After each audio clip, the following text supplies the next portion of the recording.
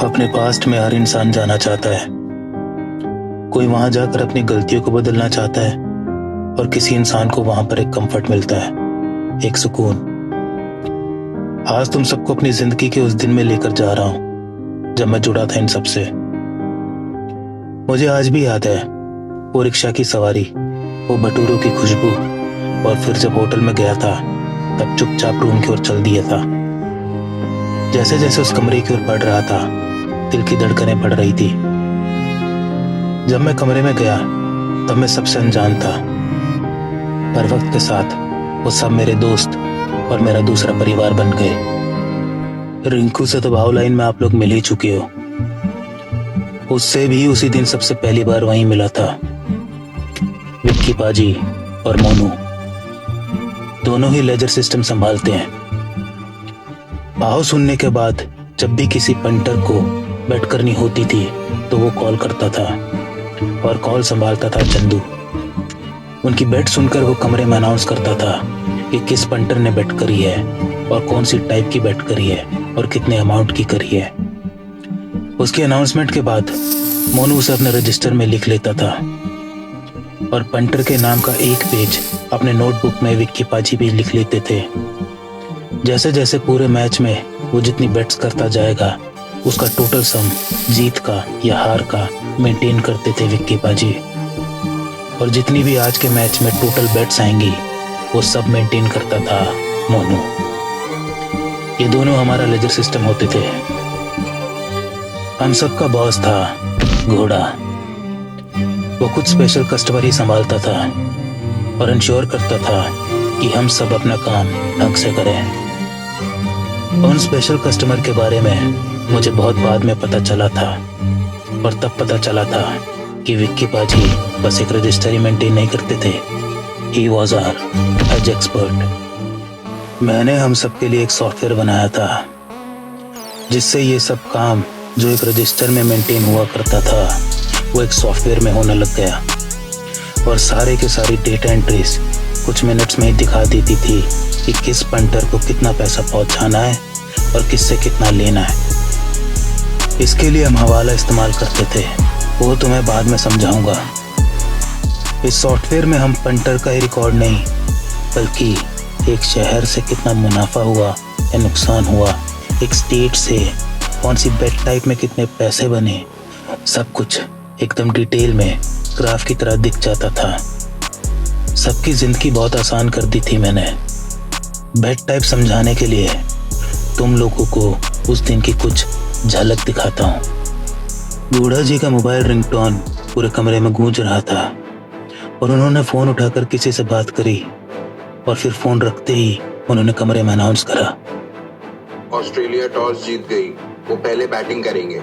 Michael Clarke को खिला रहे हैं, ब्रैड हॉक को बाहर बिठा रहे हैं। अब तुम्हें बताया था कि हमने कमेंट्री लाइन की सब्सक्रिप्शन सुरेंद्र से ली हुई थी।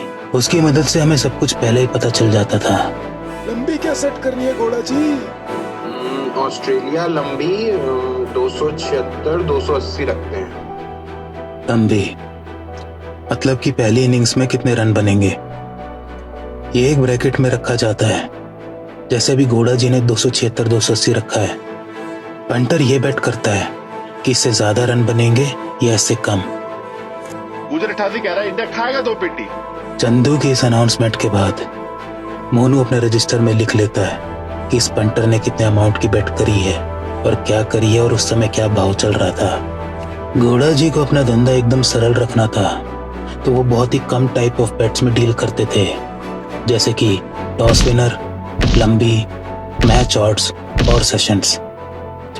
और भी तरह की बेट्स होती है, जैसे कि lunch favourites in a test match, कितने रन बनेंगे एक ओवर में, कितनी बाउंड्रीज लगेंगी, कितनी विकेट्स गिरेंगी, कितनी वाइड्स होंगी, कितनी नो बॉल्स होंगी एक ओवर में। अभी जैसे गुज्जर 88 ने मैच फेवरेट्स पर 2 पेटी यानी कि 2 लाख की बेट लगाई थी इंडिया के हारने पर उस दिन बेचारे की किस्मत कहाँ साथ देती, क्योंकि 25.2 ओवर में ही ऑस्ट्रेलिया का स्कोर था 92 पे 6। इंडिया मैच फेवरेट्स बन चुकी थी।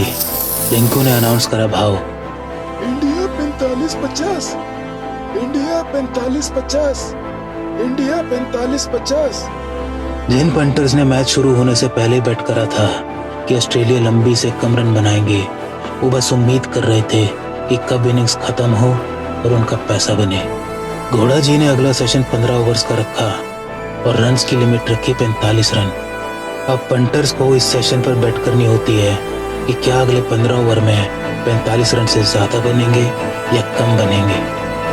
गाड़ी महाराज की 25 पेटी की बेट है। वो कह रहा है ऑस्ट्रेलिया सिमट जाएगी सेशन में और 45 रन भी नहीं बनेंगे। हर एक अनाउंसमेंट के बाद शिद्दत से अपने रजिस्टर में मोनू और विक्की पाजी लिखे जा रहे थे और साथ साथ कैलकुलेशन चल रही थी दोनों की।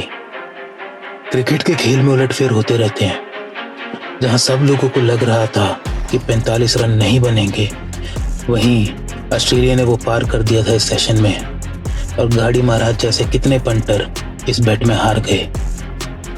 पहली इनिंग सिमट गई थी 159 पर।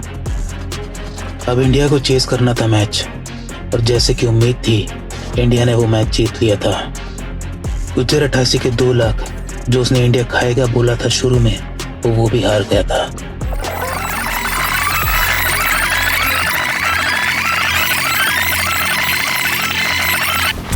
अब बेट टाइप्स तो तुम्हें समझ आ गया, लेकिन हम क्रेडिट बेस्ड अकाउंटिंग भी करा करते थे। उसके लिए हमें पंटर पर भरोसा करना बहुत जरूरी है। उसी को क्रॉस चेक करने के लिए आज मैं घोड़ा जी के बताए हुए पंटर से मिलने आया हूँ। काफी देर से उसका इंतजार कर रहा हूँ। लोगों की ये बात बहुत अजीब लगती है मुझे। 5 मिनट बोलकर आधा घंटा लगा देते हैं। I need a drink,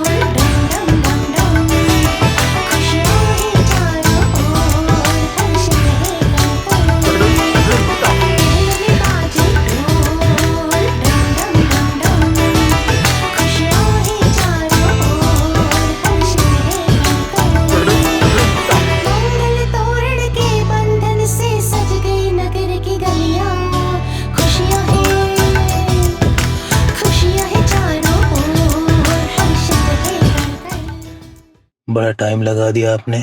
सब ठीक है भाई जी? 1 घंटा ठीक है। क्या हुआ? मेरा पैसा फंसा हुआ है। मैं अभी लॉटरी जीता था, उसमें गाड़ी दे रहे थे वो। मैंने मना कर दिया कि गाड़ी रख लो, उसकी जगह कैश दे दो, उतना ही अमाउंट। सही है भाई जी, लक्की हो आप। अपना लक खुद बनाता हूँ मैं हर चीज में। अच्छा जी। क्रिकेट भी बचपन से चुस्सू था मैं। ये जो मोटे मोटे चश्मे लग रहे हैं इसलिए तो लगे हुए हैं। बचपन में टीवी के सामने जाके बैठा रहता था और मैच देखता रहता था। माँ बाप पीट दे पर मजाल है जोड़ जाऊं वहां से। फिर तो आपको काफी नॉलेज होगी। नॉलेज तो नहीं पता, पर अंदर से आवाज आ जाती है कि ये होने वाला है। आवाज आती है? हाँ, आवाज आती है। आप कुछ और नहीं देखते, जैसे कि पिच, वेदर कंडीशन वगैरह? ना, बचपन से इतना चुस्सू होके मैचेस देखे हैं ना कि अब पहले ही अंदर से आवाज आ जाती है कि कुछ होने वाला है और आज ये होगा। अच्छा जी। हाँ जी भाई साहब। वैसे आप काम क्या करते हो? मैं पहले एनजीओ में था, फिर मैं वहां पैसे खा गया फिर मैंने वो जॉब छोड़ दी और अब खुद का बिजनेस करता हूँ। एनजीओ के पैसे खा गए? क्यों? अरे लंबी कहानी है, कभी विस्तार में समझाऊंगा आपको। मेरे पास वक्त ही वक्त है। नाम क्या है तुम्हारा? सनी। अरे बस वही सब। तुमसे पहले किसी और के साथ काम करता था, उसकी पेमेंट देनी थी और मैं अपनी जुम्मेदारी का पक्का हूँ, तो टाइम से वापस कर दिया मैंने सबका पैसा। किसी और के चुरा के? अरे है, उससे क्या फर्क पड़ता है, तुम्हारा पैसा हमेशा वक्त से मिलेगा। हाँ, ये बात तो सही कही आपने। बिल्कुल जी। आपको हल्के में नहीं आंक सकते, आपको कम नहीं समझ सकते फिर तो हम। बिल्कुल जी। वैसे पहले किसके साथ काम करते थे आप? अच्छा, फिर वहां क्यों छोड़ दिया? बस जम नहीं रहा था उससे अब। पेमेंट क्लियर करके आए हो उसकी? हाँ, क्लियर करिए, तभी तो बताया वो एनजीओ वाले पैसे से उतारा। अच्छा, तो अभी ही खुद का काम शुरू किया आपने? हाँ जी, इसलिए मुझे क्रेडिट चाहिए होगा शुरू में, ताकि मैं कमा सकूं। और हार गए तो? सवाल ही नहीं उठता कि हार जाऊं। क्यों, वहां भी तो हारे थे। एक घंटा वो तो क्या वो तो? अरे वो तो मेरा दोस्त आया हुआ था गांव से। वो कह रहा है कि करना है, तो मैंने उसे बोला कि करना है तो यार बेट लगा ले। अब मैं तो उसे मना करे जा रहा था, पर उसने मेरी ना सुनी और बेट लगा दी। अब वो हो गया गलत और पैसे देने से कर गया मना, तो उसके पैसे मेरे को उतारने पड़े। आप दिल के साफ लगते हो, सब कुछ सच सच बता देते हो। हाँ, दिल का तो साफ हूं मैं, कपट नहीं है मेरे दिल में। बिल्कुल सही कहा। चलो मैं निकलता हूँ, मुझे और भी लोगों से मिलना है। कब तक मिलेगा क्रेडिट? वो हम देख लेंगे, आपस में डिस्कस करके आपको बता देंगे कि कितना देना है, या फिर देना भी है या नहीं देना है। ये क्या बात हुई सन्नी जी? यही बात है जी। अब तुम्हें बताओ, ऐसे इंसान पर भरोसा करोगे क्या? ऐसे इंसान को तुम उधार दोगे क्या? तुम्हें पहले ही बताया था कि हमारा धंधा भरोसे पर चलता है। हम लोग आपस में भी भरोसा करते हैं और अपने पंटर्स पर भी। उन्हें क्रेडिट्स पर बेट करने देते हैं हम, क्योंकि उन पर भरोसा होता है हमें कि वो पेमेंट कर देंगे वापस। मैं चाहूं तो इसे क्रेडिट दे सकता हूं, लेकिन फिर बेमतलब के स्यापे में कौन पड़े जब इससे पेमेंट वापस निकलवानी होगी। फिर बाउंसर की जरूरत पड़ जाएगी और उससे मेरी अब बनती नहीं है। भरोसा जीतने में सालों लग जाते हैं, लेकिन टूटने में बस एक पल। और जब एक बार भरोसा टूट जाता है, तब हम इंसान वापस किसी और पर भरोसा भी नहीं कर पाते हैं। यह हमारे खुद का साइकोलॉजी रीजन की वजह से होता है। हम सभी के अंदर एक डर है, किसी को हार जाने का डर है, किसी को खो देने का डर है, किसी को मरने का डर है, और किसी को प्यार में हर्ट होने का डर है। ये डर का इमोशन इतना हावी हो जाता है हम पर कि हम जीना छोड़ देते हैं, और उस डर को हम दूसरों पर भी थोपने लग जाते हैं। इस वजह से हम खुद से भी दूर हो जाते हैं और अपने आसपास वालों से भी। इंसान गलती करता है किसी न किसी इमोशन के एक्सेस और वॉइड की वजह से, और उसे कभी समझ नहीं आता कि वो ये क्यों कर रहा है। बाद में औरों के सामने जस्टिफाई करने के लिए कुछ भी बोला जा सकता है, बड़े बड़े कोट सुनाए जा सकते हैं कि अपनी गलतियों से सीख कर मैं आगे बढ़ा। लेकिन इंसान ये भूल जाता है कि कभी कभी एक छोटी सी उनकी गलती दूसरों की भी जिंदगी खराब कर सकता है, और उनकी खुद की भी। और मैं वो गलती नहीं करूंगा। इस पंटर पर तरस खाकर अगर आज मैं भरोसा कर भी लूं और इसे क्रेडिट दिलवा भी दूं, लेकिन कल को इसकी वजह से मेरे दोस्तों को, मेरे बिजनेस पार्टनर को किसी भी तरह की तकलीफ हो, ये मुझे गवारा नहीं है। दुनिया का कोई भी इंसान अगर यही सोचकर अपने हिस्से का काम और अपनी जिंदगी के डिसीजन ऐसे ही ले, तो हम कितना आगे निकल सकते हैं, और वो भी खुशी खुशी। मेरे क्रिएटर ने मेरी कहानी इस book the game of choices से दुनिया को यही समझाने की कोशिश करी है कि थम जाओ, ठहर जाओ, रुक जाओ, पहले समझो फिर आगे कदम बढ़ाओ। ना समझी में किया हुआ काम या बोली हुई बात सबक ही बनकर रह जाती है तुम्हारे लिए और दूसरों के लिए भी। अपने पास्ट में रहकर तुम लोग अपना फ्यूचर भी खराब कर लोगे। उस डर से बाहर निकलो और सोच समझकर क्रेडिट दो आसपास वालों को, क्योंकि क्रेडिट पैसों का हो या फिर रिश्तों का हो, डिफॉल्ट करने पर सूद समेत वसूलता जरूर है वक्त, और हमारे धंधे में वसूलता था बाउंसर। किंग छुपा बैठा है तू सनी, मेरे जेबे भी याद है जो तूने मेरे मारे थे ना, वो दार तो मैं तार के रहूंगा। तेरी दारी तो आज मैं तारूंगा, तेरी बदमाशी तो मैं काट दूंगा। किंग भी छुपा रह तू, जिस दिन मिल गया ना, उसी फार्म हाउस के मैदान में ले जाके शिंगल शिंगल लड़ ली मेरी गैल। टांग पे टांग धर के बीच में तक पाड़ दूंगा तने। क्यों? पाटकी के